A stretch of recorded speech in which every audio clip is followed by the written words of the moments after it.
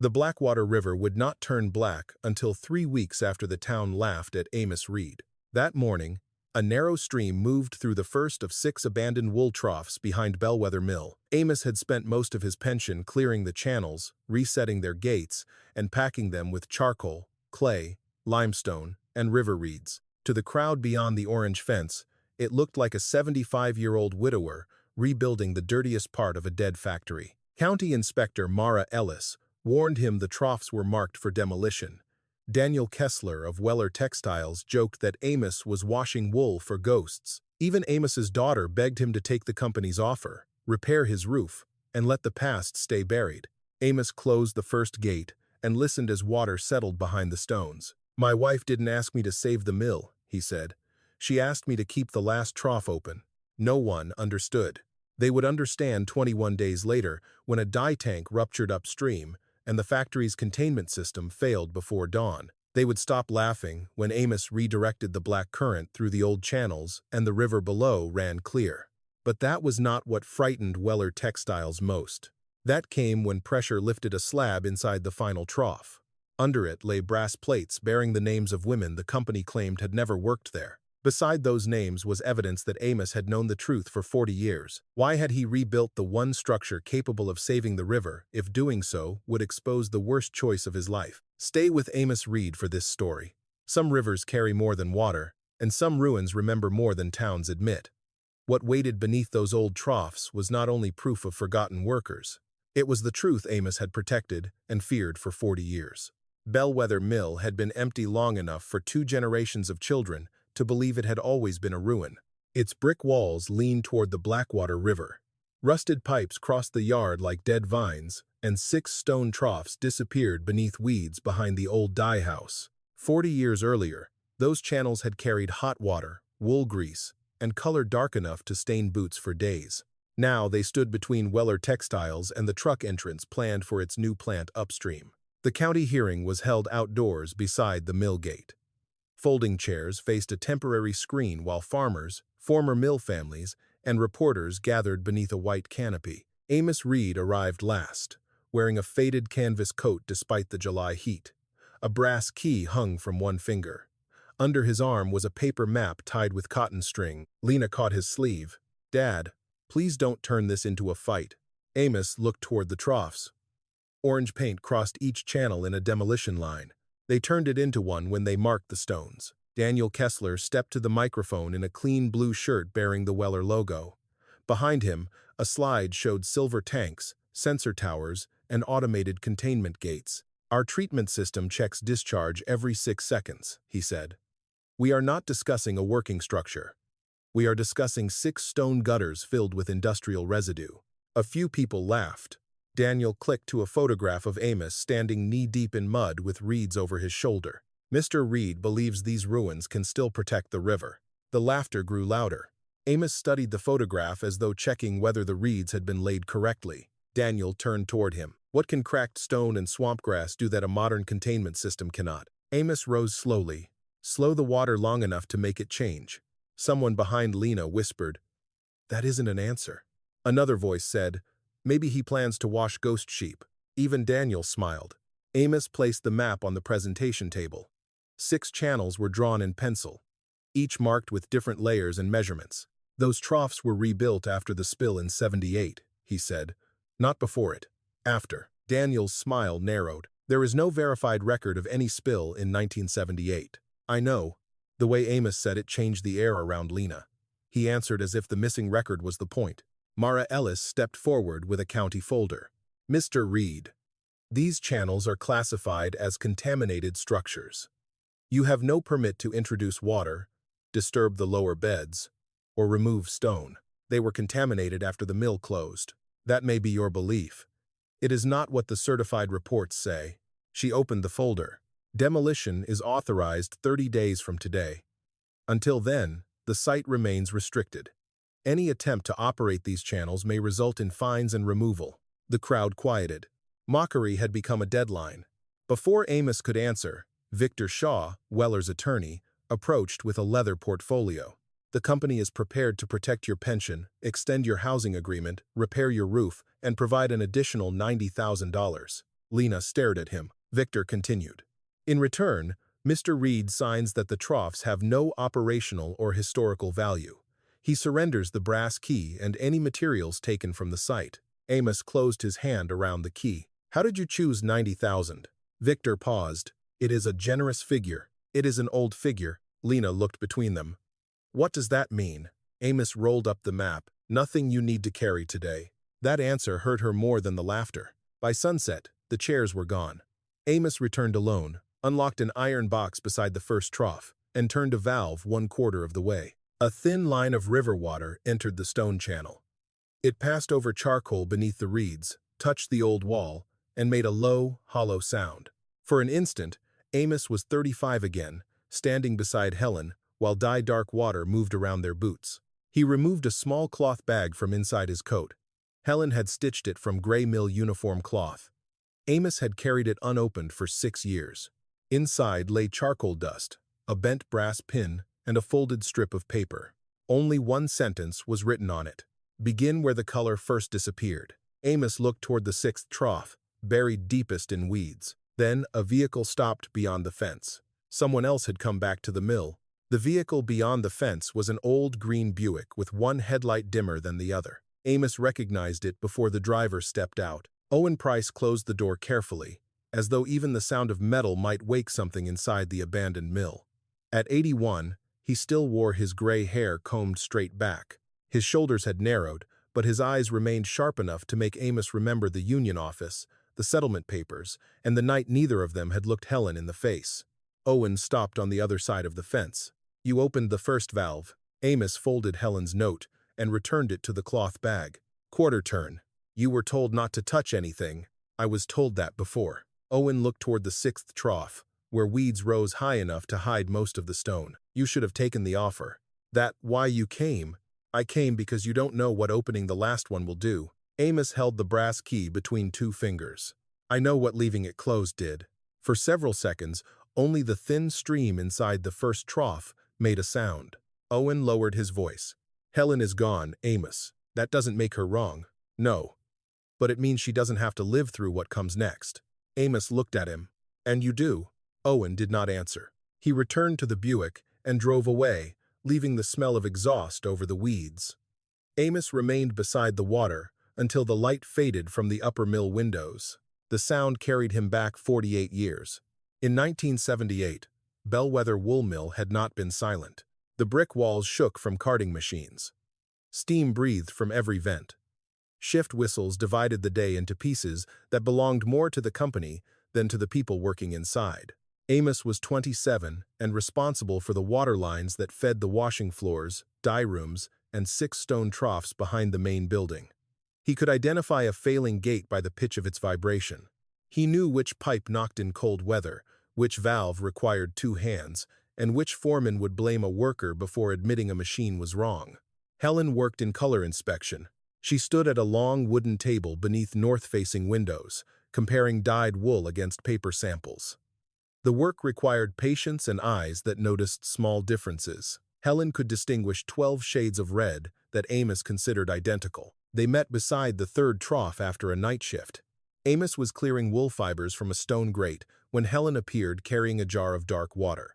Does that look blue to you? She asked. It looks black. It was blue when it left my room. Amos held the jar toward the morning light. A thin, oily line clung to the glass. Where did you take it? Below the 5th gate. He looked at her more carefully. You're not supposed to be back here. Neither is that water. It was the first time she made him laugh. Within a year, they were married. They rented one of the mill cottages, planted beans behind the kitchen, and learned how to sleep through the factory whistle. Helen kept scraps of cloth in glass jars. Amos brought home broken brass fittings and repaired lamps with them. Their life was not easy, but it had a dependable shape. Then the workers began getting sick. At first, the injuries seemed unrelated. A woman from Rinsing developed burns along both wrists. 2 men in the dye room collapsed during the same week. Helen came home with headaches that left her sitting in the dark, pressing a cold towel to her eyes. Fish appeared belly up along the reeds below the mill. Management blamed fertilizer runoff from farms upstream. Amos knew the river flowed the other direction. He said nothing, not because he believed the company, because everyone in Bellwether County depended on it. The mill employed nearly 400 people. It paid the grocery bills, church donations, school taxes, and mortgages. Questioning Bellwether meant questioning whether the town deserved to survive. Helen did not care for that kind of arithmetic. She began collecting samples after the night shift. Edith Cole from the washing floor helped her record temperatures. Ruth Garner from maintenance counted the minutes between valve releases. 9 other women joined them quietly. None of them had engineering titles. They understood the water because they stood in it. The first filtration test took place after midnight. They packed the second trough with charcoal from the boiler house. The third received layers of clay and crushed limestone. Reeds were transplanted into the 5th channel from a marsh 2 miles downstream. Amos cut new wooden gates for them. He told himself he was only helping Helen test an idea. He did not ask why she marked each layer with a different brass pin. He did not ask why Edith carved initials beneath stones that would never be visible once the channel was filled. The first test failed. Black dye passed through all 5 troughs and entered the river nearly unchanged. Helen came home exhausted, her hands stained blue to the knuckles. Amos expected her to quit. Instead, she spread sheets of calculations across the kitchen table. "The water is moving too fast," she said. "We need a larger gate." "No, we need less force." He looked at her figures. "Where did you learn this?" "By watching what the river does when no one is trying to control it." For 3 months, the women changed the order of the materials. They altered the depth of the clay. They cut narrow openings into the gates so the water entered in thin, even sheets. Then, on a cold morning in November, color disappeared before the water reached the 6th trough. Helen stood beside the 5th channel with tears on her face. Not because the water was clear, because it proved the poison could have been stopped. The company had chosen not to stop it. 2 weeks later, Bellwether management sealed the dye records and ordered the experimental materials removed. A supervisor told Amos to dismantle every gate the women had changed. Helen found him beside the final trough with a wrench in his hand. "Don't take this one apart," she said. "They'll fire me." "Then let them. We have a baby coming." Helen placed his hand against her stomach. "Then she should grow up knowing we did not help them bury this." Amos kept the final gate intact. He removed the visible charcoal and reeds, but left the lower stone bed untouched. Their daughter, Lena, was born the following spring. By then, Helen's breathing had changed. It began as a dry cough. Then came the fever, the weakness, and hospital visits that lasted longer each time. The doctors used careful phrases: industrial exposure, probable chemical injury, insufficient documentation. Bellwether denied responsibility. One evening, Owen Price came to the Reed cottage carrying a company envelope. The settlement would pay Helen's medical bills. It would preserve Amos's job, protect the family's housing agreement, and establish a small education fund for Lena. Amos read the amount twice. $90,000. It was more money than he expected to earn in years. There was one condition. He had to sign a statement confirming that no unreported discharge had passed through the trough system during the months when workers became ill. Helen was asleep in the next room. Lena was crying in her crib. Owen placed a pen on the table. "They will close the mill before they admit anything," he said. "Then everyone loses." Amos stared at the signature line. "What happens if I refuse?" Owen looked toward Helen's bedroom. "You already know." The memory ended there, as it always did. Not with Amos signing. With his hand reaching for the pen, back at the abandoned mill, he sat on the edge of the first trough and opened Helen's cloth bag again. Charcoal dust had gathered in the seams. He rubbed the fabric between his fingers and felt something stiff beneath the lining. Using the bent brass pin, Amos loosened 3 stitches. Numbers appeared in faded blue thread. 6, 12, 4. He had seen them before, written on Helen's kitchen calculations. For years, he had believed they referred to the 6 troughs, 12 women, and 4 months of testing. Now, with the sound of water moving over the charcoal bed, he understood. 6 parts charcoal, 12 parts clay, 4 layers of reeds. It was not a record of what had happened. It was an instruction for what had to happen next. Nina Cole arrived shortly after sunrise, carrying a county sampling case and a paper cup of coffee she had forgotten to drink. Amos recognized the Cole name printed beneath her identification badge. "Edith Cole, your grandmother?" Nina stopped near the fence. "You knew her?" "I knew where she worked." "That is not the same thing." "No," Amos said. It isn't. She was 28, younger than the mill had been empty, with mud already drying on the knees of her work pants. Mara Ellis had sent her to document the water Amos introduced into the first trough. Officially, Nina was there to measure a violation. She looked into the channel. The water entering at the upper gate carried a brown film from old leaves. 20 feet farther down, it was clearer. What did you put beneath the reeds? 6 parts charcoal, Amos said. 12 clay. 4 reed layers. Nina looked at him. That ratio is not in the county records. Most useful things aren't. She opened her sampling case. Show me the rest. The first trough was the widest. Its purpose was not to clean the water. It slowed it. The channel floor dropped less than an inch across 30 feet, forcing water to spread into a thin sheet. Wool fibers, bark, grease, and heavy debris settled before reaching the first wooden gate. The second trough was narrower and deeper. Iron brackets along its walls had once held removable screens woven from coarse wire and horsehair.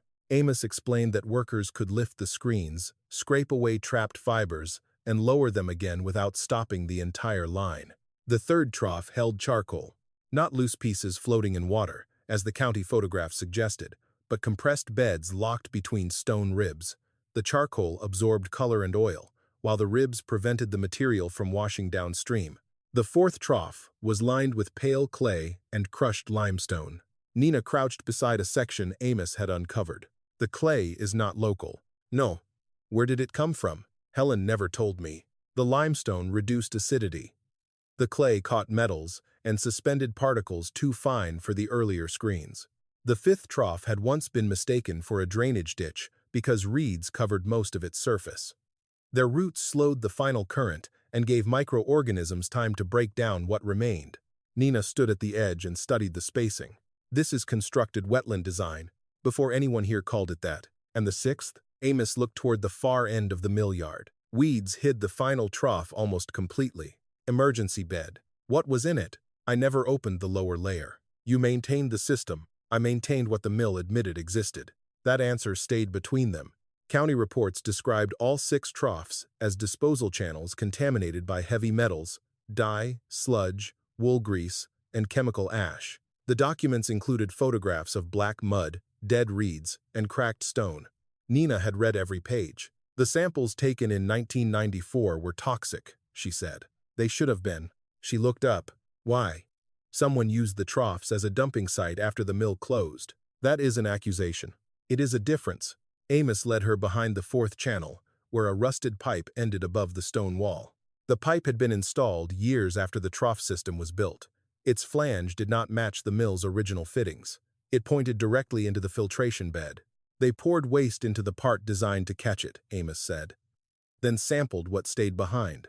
Nina photographed the pipe. If that is true, the county did not test whether the system worked. It tested what the system captured. Amos said nothing. He wanted her to reach the conclusion without borrowing his certainty. They removed weeds from the edge of the 5th trough. Under the roots, Nina found brass fasteners set at equal intervals along the stone. Each fastener carried a different mark. One was cut with 2 parallel lines. Another had a small crescent.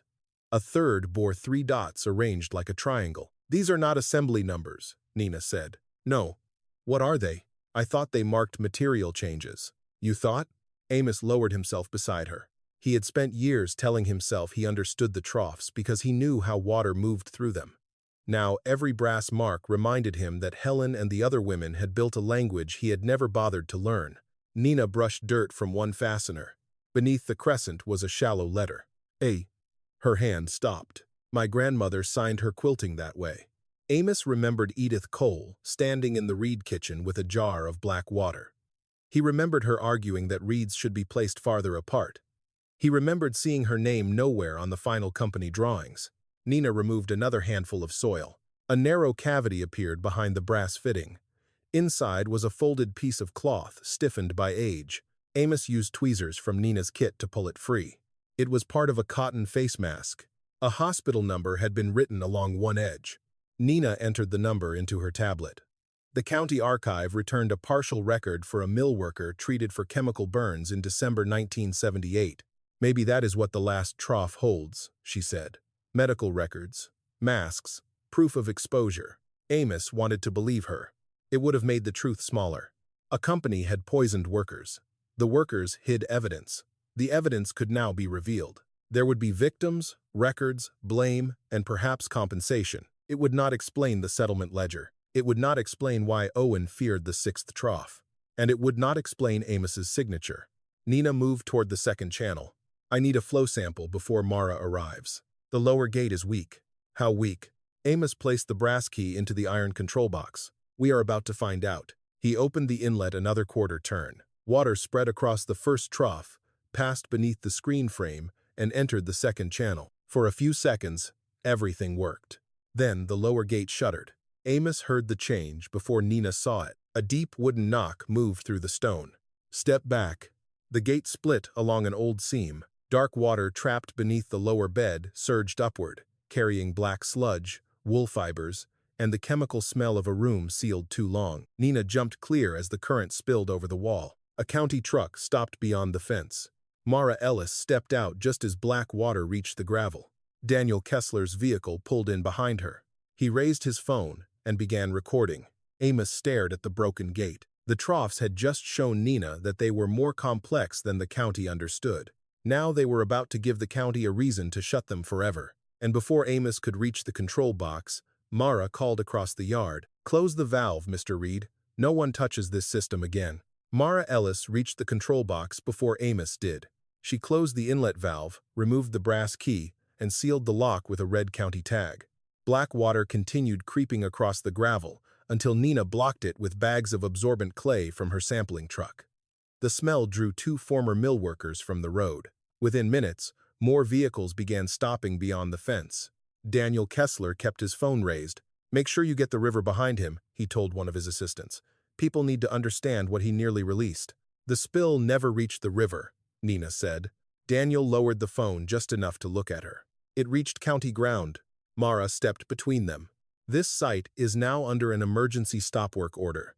No water movement, no excavation, and no repair without written authorization." She held out her hand to Amos. "The key stays with me." Amos looked at the red tag. "That gate will keep splitting if the wood dries. Then it splits dry. That will make the damage worse. So would another unapproved test." Mara's voice was not cruel. That made it harder to argue with. She was looking at black sludge on the ground, not at the history Amos wanted her to see. He placed the key in her palm.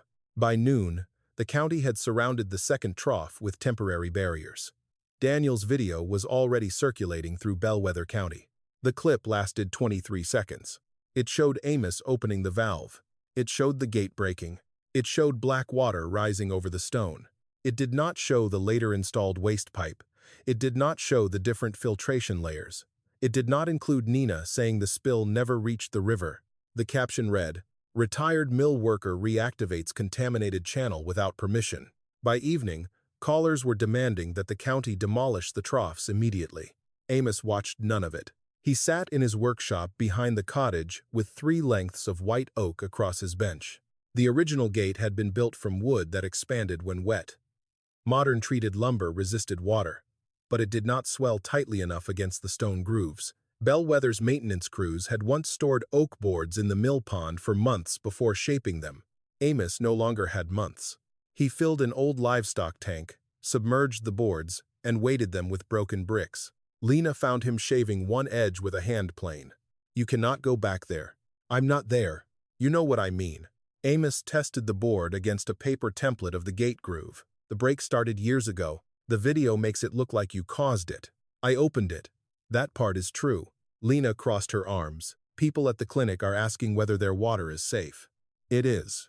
"How can you promise that?" "Because the spill stayed above the drainage line." "You keep answering questions I didn't ask." Amos stopped planing. Lena's voice softened. "Did you sign something for Bellwether?" He looked at the oak shavings on the floor. "Most workers signed something when the mill closed." "That is not what I asked." "No." She waited for more. When none came, she picked up her bag. "Victor Shaw called me." Amos's head rose. "He should not have your number. He said the company's offer expires in 48 hours. It expired 40 years ago. To you, maybe." She looked around the workshop, the leaking roof, rusted tools, extension cords patched with tape. "To me, it sounds like a house you can keep and medicine you can afford." Amos set the plane down. The money will not be free. Neither was raising me. Lena left before he could answer. After dark, headlights swept across the workshop wall. Nina entered carrying 2 plastic storage containers and a rolled county drawing. I'm not here officially. That usually means someone is about to do something useful. She placed the drawing on the bench. The county diagram showed 6 identical rectangular channels connected in a straight line. Amos studied it once. This is wrong. I know. Nina unrolled a second sheet beneath it. This one had been copied from a fire insurance survey completed in 1961. The 6 troughs were different widths. Their floor elevations changed by inches. Small bypass lines connected the 3rd, 4th, and 6th channels. The county based its contamination plan on the newer drawing, Nina said. The newer drawing removes the bypasses and marks every lower bed as sludge storage. Who filed it? Weller's predecessor submitted it during the 1994 cleanup. Amos traced the missing line between the 4th and 6th troughs. That bypass would keep pressure off the second gate, which means today's failure may have happened because someone sealed it, or because they wanted the system to fail if anyone opened it again. Nina looked toward the oak boards soaking in the tank. Mara might authorize one controlled test. She took the key. She also dislikes incomplete evidence. 2 days later, Mara returned with a county camera, portable barriers, and written permission for a single low-volume test. Daniel arrived with Victor Shaw and 2 Weller engineers. The community remained outside the fence. No one laughed this time. They watched as if Amos were handling something explosive. Mara handed him the brass key. You get 15 minutes. The test dye is non-toxic. If anything crosses the containment mat, we stop. Amos installed the new oak gate with Nina beside him. The wood was not fully seasoned, but it fit the grooves closely enough to hold at low pressure. Nina poured measured blue dye into the inlet tank. Amos opened the valve. Water entered the first trough in a shallow sheet. Debris settled. The current passed through the empty screen frame and reached the second gate. The oak held. At the 3rd trough, the blue deepened as old residue lifted from the charcoal bed. Daniel spoke loudly enough for the camera. It is making the water worse. Amos ignored him. The current entered the 4th trough. For several seconds, the color weakened. Then the gate gave a sharp knock. Amos turned toward the sealed bypass line. Pressure was building where it should have escaped. Close the inlet, he said.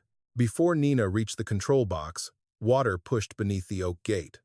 A blue stream crossed the containment mat and spread toward the gravel. Mara raised her hand. Stop the test. Nina shut the valve. The entire trial had lasted 7 minutes. Daniel stared at the blue water on the ground. This is the system he wants us to trust. One of the people outside the fence shouted that the troughs should be filled with concrete. Another asked whether Amos would pay if the river became contaminated. The mockery had changed. No one was laughing at an old man anymore. They were afraid of him. Victor waited until Mara and the engineers moved toward the broken gate. Then he approached Amos with an envelope. The company has increased the offer. Amos did not take it. $125,000, Victor said. Your pension remains untouched. The housing agreement transfers to Lena if anything happens to you. You spoke to my daughter. I answered her questions. You used her fear. Victor's expression did not change. Fear is not always irrational. He glanced toward the crowd. Today proved the county cannot let you keep experimenting. Sign the statement. Surrender the key. Let Weller remove the troughs before someone gets hurt. Amos looked at the envelope. And the plates beneath the stone? Victor's eyes shifted for less than a second. It was enough. What plates? He asked. Amos stepped closer. You tell me. Mara called Victor toward the county barrier before he could respond. Nina remained beside the sampling case, labeling bottles from each stage of the failed test. Daniel's engineers left first. Victor followed. The crowd slowly dispersed. Amos watched Nina place one bottle against the evening light. The water from the inlet was dark blue. The sample after the 3rd trough was lighter. The sample taken just before the gate failed was lighter still. How much? Amos asked. I need the laboratory. How much does it look like? Nina compared the bottles. The system failed to hold pressure. That isn't what I asked. She hesitated.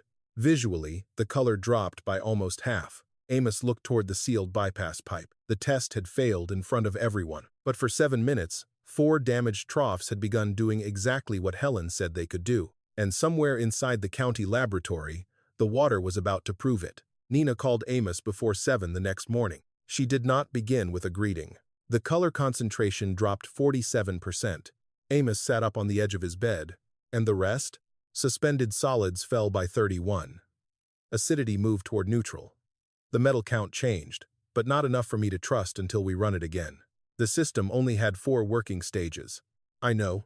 The bypass was closed. I know that too. Amos heard papers moving on her end of the line. The test failed as a containment trial, Nina said, but the water changed before the gate broke. That distinction mattered. A failed containment system could be condemned. A damaged filtration system that still reduced contaminants had to be investigated. Did you tell Mara? She is reading the results now. Daniel? Not yet. Good. That is not how county testing works, Mr. Reed. It is how evidence survives long enough to be understood. Nina went quiet. Then she said, "Meet me at the old cottage in an hour. Bring Helen's bag." The former Reed cottage had been empty since Amos moved into the smaller maintenance house near the mill road. Its porch sagged, and rain had darkened the boards below the windows. But the kitchen table remained where Helen had once spread her calculations. Nina covered it with copies of the laboratory results. Amos placed the gray cloth bag between them. 6 parts charcoal, 12 parts clay, 4 layers of reeds. The ratio made sense, but the test results showed the water had passed too quickly through the 4th channel. If the numbers referred only to quantity, the system should have performed better. Nina examined the blue stitching beneath the lining. What if 12 does not mean 12 parts of clay? It was written beside the clay figures. Could it be depth? Amos remembered Helen standing beside a trough with a wooden ruler. She had measured from the stone floor to the top of the clay bed, then wiped the ruler on her skirt. 12 inches, he said. Nina pointed to the final number. 4 reed layers? 4 root depths. She looked at him. Explain. The women did not plant one bed. They moved mature reeds from 4 parts of the marsh.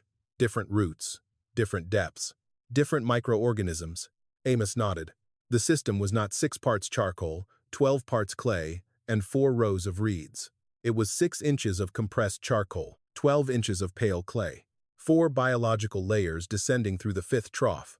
Nina leaned back. That is why the county reconstruction failed. What reconstruction? She turned one of the reports toward him. In 1994, a cleanup contractor had rebuilt a small section of the 3rd and 4th troughs for testing. They used 6 bags of loose charcoal, 12 bags of local clay, and 4 rows of newly cut reeds. They had interpreted the numbers exactly as Amos had. The test failed. The failure became proof that the entire system had never worked. Amos stared at Helen's stitching. For years, he had believed he understood the instructions because he recognized the materials. He had understood the words. He had missed the method. A county truck stopped outside. Mara Ellis entered without knocking, carrying a file box and an expression that had lost some of its certainty. "You were right about one thing," she said. Amos waited.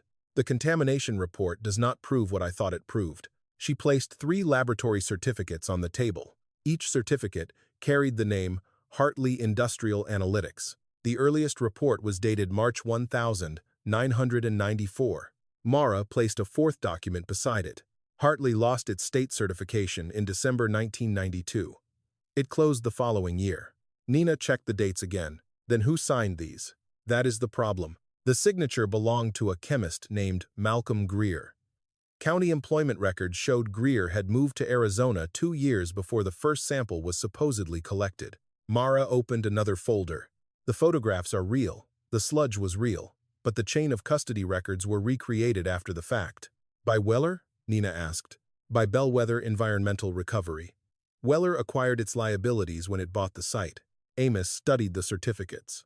Victor knows. I cannot prove that. He knew about the plates. Mara looked at him sharply. What plates? Amos told her about the brass fasteners, the symbols, and the cavity containing the face mask. He did not tell her what Owen had said. Not yet. Mara closed the file box. I am authorizing removal of 1 fastener for examination. 1. Under county supervision, they returned to the 5th trough after noon. No crowd had been notified. Daniel was not present. Only Mara, Nina, Amos, and a county evidence photographer entered the restricted area. The crescent-marked fastener sat beneath a mat of reed roots. Nina cut away the dead growth while Amos loosened the surrounding limestone with a narrow wooden wedge. He avoided metal tools. A steel chisel could scar whatever lay beneath. The fastener was not a bolt. It was the head of a thin brass plate, driven horizontally into a sealed groove. Amos gripped it with padded pliers. The plate resisted. Nina poured a small amount of distilled water along the seam. Clay softened around the edges. Amos pulled again. 4 inches of brass emerged from the stone. Then 8. The plate was longer than any construction marker needed to be. When it finally slid free, a line of dark sediment followed it onto the evidence cloth. Nina stared at the engraved surface. The first words were not a formula. They were a name, Edith Cole. Below, it appeared 3 measurements. Reed depth, north bed. Flow, delay, 19 minutes. Root layer, keep alive. Nina touched the air above the engraving without allowing her fingers to make contact. My grandmother never told us. Amos remembered Edith laughing in the Reed kitchen while Helen argued about water speed. He remembered her hands stained green from transplanting reeds. He remembered the company file that listed her as a laundry helper. She told the stone, he said. Mara photographed both sides of the plate. The reverse contained a smaller inscription, 1 of 12. Nina turned toward the remaining brass marks along the trough wall. 11 more fasteners. 11 more names. The evidence no longer pointed only toward injured workers. It showed division of responsibility. Someone had deliberately recorded which woman designed each part of the system. Mara's radio sounded from her belt. A county employee reported that Victor Shaw had arrived at the gate with an emergency preservation request from Weller Textiles. The company claimed anything removed from the troughs might be proprietary material. Mara looked toward the road. They moved quickly. They knew what we would find, Amos said. A car door closed behind the mill. Owen Price emerged from the weeds rather than using the main entrance. His face changed when he saw the brass plate on the evidence cloth. You opened Edith's. Nina stepped toward him. You knew her name was there? Owen looked at Amos instead. I knew all 12 were there. Mara activated the recorder on her radio. Then you need to explain how. Owen ignored her. The plates are not the worst part. Amos felt the old pressure beneath his ribs. What is? Owen pointed toward the 6th trough. The women put their names in the 5th because they wanted someone to know who built it. His hand lowered. What they put in the last one was meant to show who buried it. Nina looked at Amos. Owen continued. You keep acting like the final name belongs to another worker. He shook his head. It doesn't. The wind moved through the dead reeds between them. The last signature is yours, Amos. For the first time since the hearing, Mara did not look at him as an eccentric worker protecting obsolete stone. She looked at him as a possible witness, or a possible participant. Amos turned toward the 6th trough. The first plate had proved Helen and the women built the system. Opening the rest would prove they had been erased. But the final trough would answer the question Amos had spent 40 years avoiding, not whether he knew, how much he had helped them hide. 3 days after Edith Cole's plate was removed, a pressure alarm sounded inside Weller Textiles. A coupling on a secondary dye line had loosened, releasing a narrow stream of diluted black solution into the old drainage canal. The automatic gate closed, but not before several hundred gallons entered the channel leading toward Bellwether Mill. Daniel Kessler called it a contained maintenance incident. Nina called Mara before he could finish the sentence. By the time Amos reached the mill, county crews had placed barriers across the canal. The black water moved slowly, but the barriers were already staining at their lower edges. Mara met Amos beside the fence. You said 4 troughs could handle a low-volume flow. If the sealed bypass is opened, and if you are wrong, the barriers hold while you shut us down. Daniel stepped between them. This system is not authorized. Neither was the discharge, Mara said. She handed Amos the brass key. You operate under my direction. No 6th trough. No excavation. We stop the moment pressure rises. Amos unlocked the first valve. Nina had placed screens in the 2nd channel and rebuilt the 4th bed according to Helen's measurements. 6 inches of compressed charcoal, 12 inches of pale clay, and living reeds transplanted with 4 different root depths. The canal gate opened. Black water entered the first trough. Its speed fell immediately. Heavy fibers settled against the stone floor. At the 2nd channel, the screens collected wool lint and fragments of plastic seal. The water reached the charcoal bed. For several seconds, nothing visible changed. Daniel folded his arms. Then a gray line appeared beneath the black surface. By the time the flow reached the 4th trough, the color had weakened from coal black to dark blue. The clay clouded briefly, then settled. Water entered the reed bed in thin sheets. Nina took samples at every stage. Outside the fence, workers stopped speaking. The water leaving the fifth trough was not clear enough to drink. It was not safe enough to release without treatment, but it no longer looked like dye. Mara checked the meter. Acidity is stabilizing. Nina held up the final sample, and suspended solids are falling. Daniel looked toward his engineers. None of them answered. The troughs had worked under county observation. Amos did not feel vindicated. He looked at the black residue trapped in the stone and remembered Helen saying that clear water did not erase what had entered it. Mara authorized examination of the brass fasteners in the fifth trough. They did not remove the plates completely. Nina exposed only enough of each surface to photograph the names and technical notes. Ruth Garner had designed the removable screens. Mabel Price had calculated the limestone depth. June Mercer had marked the clay settling time. One by one, 12 women emerged from beneath the stone, not as injured workers listed in hospital files, but as builders of a system the company claimed had never existed. Helen Reed's plate appeared last. Beneath her name were the words, "Color sequence, final flow order, do not seal 6. Amos read the final line twice. The sixth trough was not merely an emergency bed. It was meant to remain connected. Nina spread photographs of the plates beside a Weller engineering manual. The modern plant used a 5-stage treatment sequence: slowing basin, fiber screen, carbon bed, mineral clay, constructed wetland. The order matched the troughs exactly. Daniel shook his head. Those are standard treatment stages.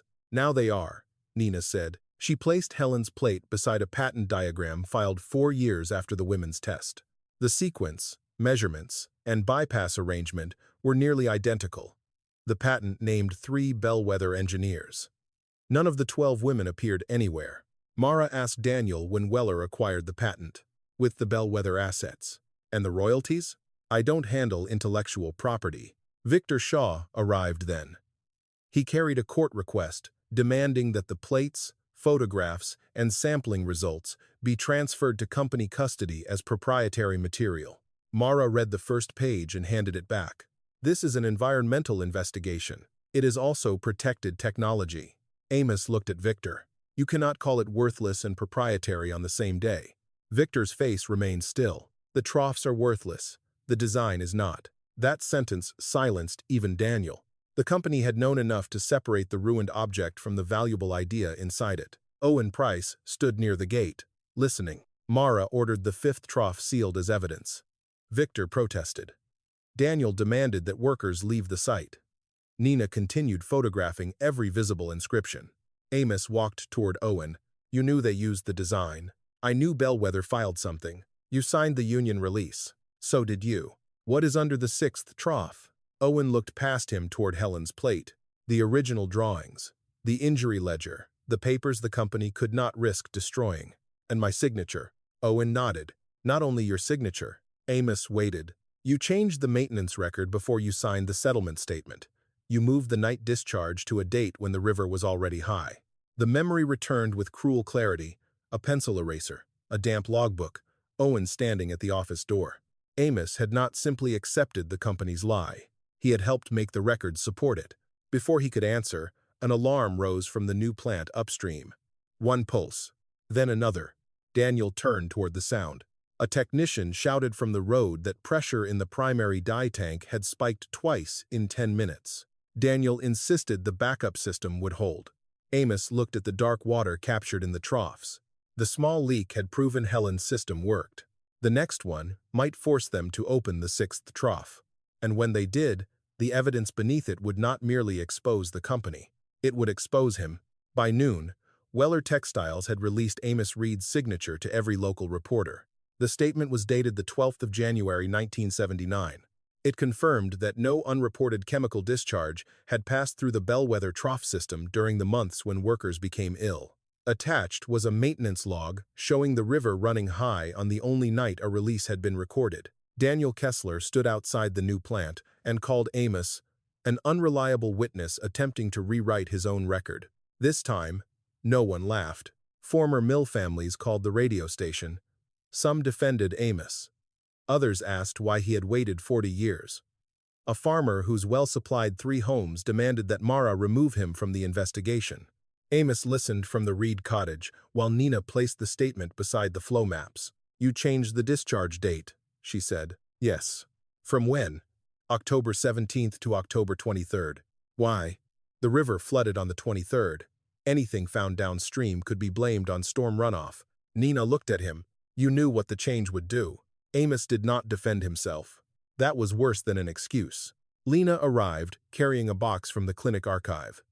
Inside were Helen's old invoices, insurance denials, and payments made by Bellwether Industrial Relief. She spread them across the table. The first payment covered Helen's hospital stay. The second paid for an oxygen machine. The third created an education account in Lena's name. "You told me the union helped us," she said. "It did." "No. The company paid you. They paid the hospital. They paid for me." Amos looked toward Helen's cloth bag near the window. "We were losing the house. Your mother could not breathe. I thought I could sign one page and spend the rest of my life making it right." "You did not sign one page. You changed a record." "Yes. And then you let me believe Bellwether abandoned us." "It did." "Not completely." Her voice broke. Amos reached for her, but she stepped back. "All these years, I thought Mom's illness was what the mill took from us. Now I find part of my life came from what they paid you not to say. It was never your fault. That does not make it clean." She closed the box and left. Outside, Victor Shaw waited beside a black sedan. "The company will still honor the offer," he said, "even after releasing my signature? Especially now. Your credibility is damaged. The investigation becomes slower, more expensive, and harder on your daughter." Victor offered a new agreement. Amos would surrender the brass key, Helen's bag, and any claim over the Troughs. In exchange, Weller would preserve his pension and transfer the maintenance cottage to Lena. Amos did not touch the papers. Victor lowered his voice. "You are not the only family living on money connected to that settlement. If this expands, pensions could freeze. Retired workers could lose medical coverage." That was the first threat Amos believed, not because Victor was honest, because Owen had said the same thing. Amos found Owen that evening in the abandoned Union Hall. "You gave them the statement," Amos said. "They already had it. You told them where to find it." Owen looked down at his cane. "They were going to open everything. That was the point. You think truth arrives alone? It brings lawyers, frozen accounts, families who did not make the decision but will pay for it. The women paid first, and the town stayed alive." Amos stared at him. Owen's hands tightened. "I told myself the settlement protected 400 jobs. Every year, the lie got easier to carry because more people stood on top of it. You can still hand over the original ledger. I do that. My sons learn what I did. Lena already knows what I did." Owen looked away. That was the difference between them now. Not guilt, only which man had run out of places to hide it. At Weller Textiles, the pressure alarm sounded again after sunset. Nina was reviewing sensor logs with Mara when the primary tank recorded its third spike in 6 hours. Daniel dismissed the readings as calibration errors. "The backup containment gate passed inspection last month," he said. Nina opened the drainage map. The emergency route from the tank led toward the old canal, where excess flow should have split between the modern basin and the Bellwether bypass. The bypass symbol was gray. "Why is this line inactive?" A Weller engineer said it had been locked during construction of the truck road. "When?" 3 weeks ago." Nina looked at Mara. The same bypass that reduced pressure between the troughs also served as an emergency route from the plant. Daniel ordered the engineer to clear the screen. "We are not opening an obsolete channel based on one unstable sensor." Mara requested a shutdown inspection. Victor called the county administrator before she could issue it. The legal argument lasted 40 minutes. The tank remained active. From his cottage, Amos saw the red warning light pulse above the new plant. Once, then twice. The pattern was familiar. Bellwether had used the same signal before a pressure release in 1978. Amos picked up Helen's cloth bag and walked toward the mill. Behind him, the phone began ringing. Ahead, the red light flashed a third time. The next failure would not be a controlled test. And if the primary tank opened into the locked canal, the only path capable of slowing the black water led through the 6th trough and directly into the truth beneath it. The primary dye tank failed at 4:17 inches the morning. A seam near the lower valve split first. Pressure tore the opening wider before the automatic gate reached halfway. Black dye, rinse water, and loose fibers surged into the emergency canal. The first pump jammed within seconds. The second lost suction. By the time Mara reached the plant, the current had already passed the modern basin and struck the locked bellwether bypass. Daniel stood beside the control panel, pale beneath the red alarm lights. "Open the bypass," Mara said. "The actuator is dead." Then cut the lock. Victor appeared behind him. "No one alters company property without authorization." Mara turned on him. "This is now a county emergency." Amos arrived carrying Helen's cloth bag. Lena followed in her clinic coat, holding the brass key Mara had returned after the hearing. For a moment, father and daughter said nothing. Then Lena placed the key in his hand. "Tell me what to do." Workers cut the bypass lock. The canal gate opened. Black water rushed toward the old mill. Amos directed the crew to open the first trough completely and the next 4 in stages. Nina monitored pressure while Mara ordered barriers placed below the 5th channel. The water slowed in the first bed.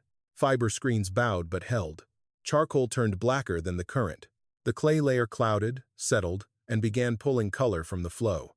At the 5th trough, the reeds flattened under the weight. Nina checked the gauge. "It is still rising." Amos looked toward the 6th trough. "We open it now." The upper stones had not moved in 40 years.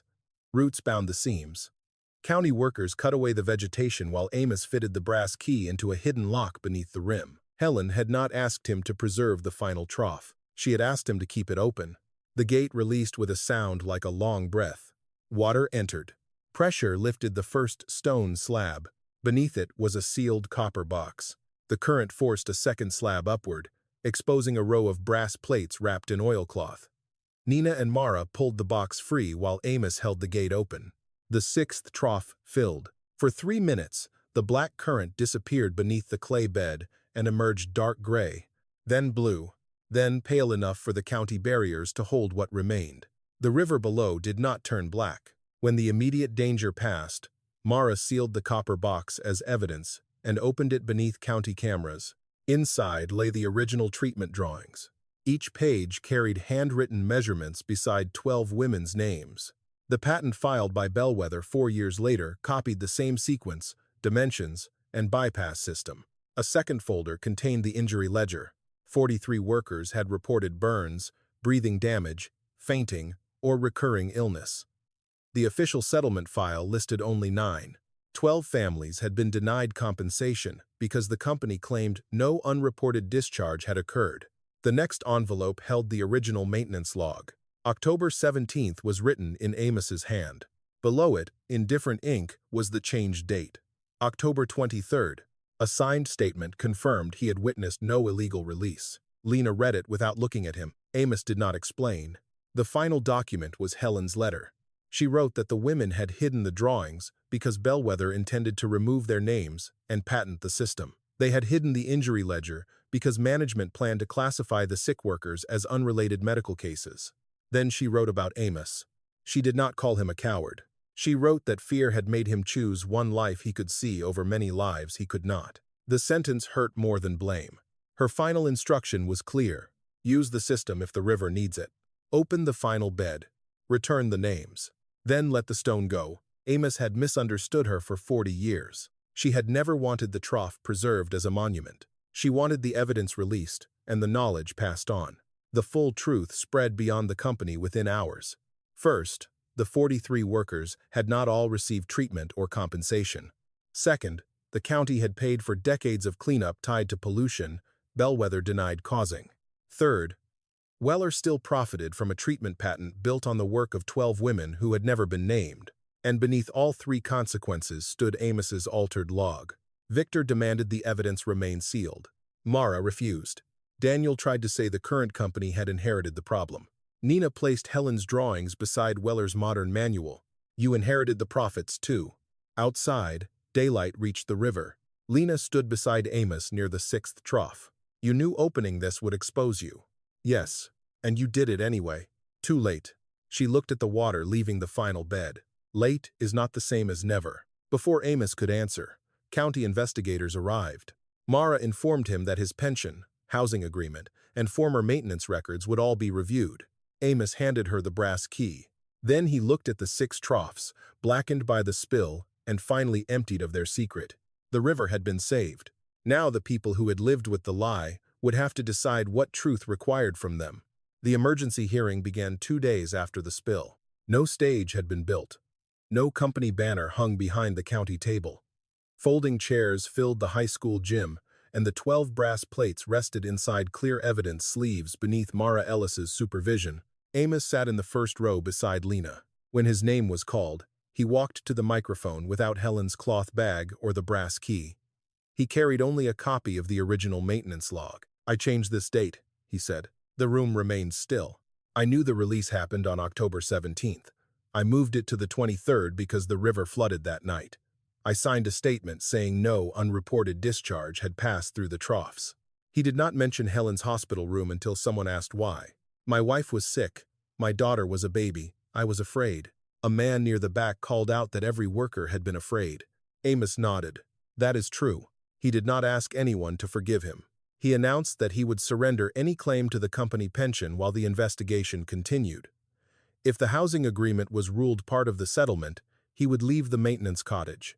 Victor Shaw rose immediately. "Mr. Reed should not make financial concessions before council reviews." "I had counsel 40 years ago," Amos said. "That is part of how we got here." Lena did not stand beside him when he first returned to his chair. For most of the hearing, she remained near the exit with the box of medical invoices pressed against her chest. She listened as descendants of injured workers described illnesses their families had never connected to Bellwether. One woman spoke of a father who spent 20 years believing his damaged lungs came from smoking.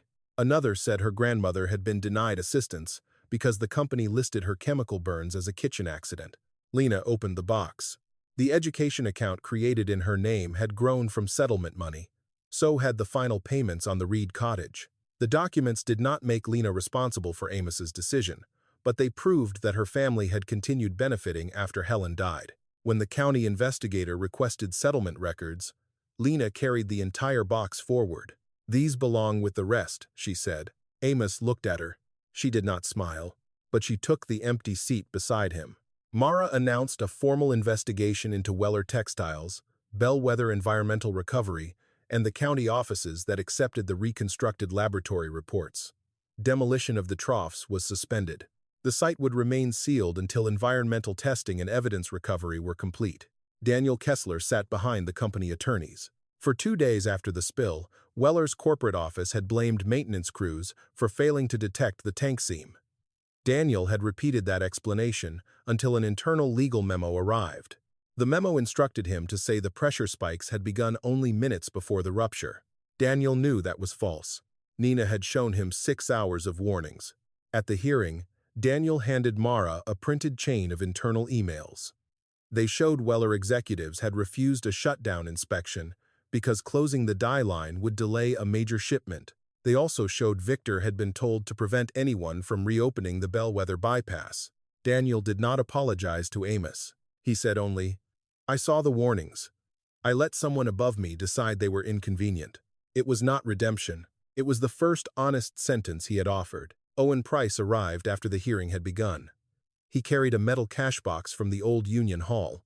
Inside was the original settlement ledger. 43 names appeared in the book. Beside each name was an amount, a medical note, and a notation showing whether the worker had accepted, refused, or never received an offer. Owen had kept it because destroying it felt wrong. He had hidden it because revealing it felt dangerous. Rather than make a public speech, he asked Mara for copies of the family contact list. Over the next week, Owen visited the surviving relatives one by one. He told each family what he had signed and what he had failed to do. Some allowed him inside.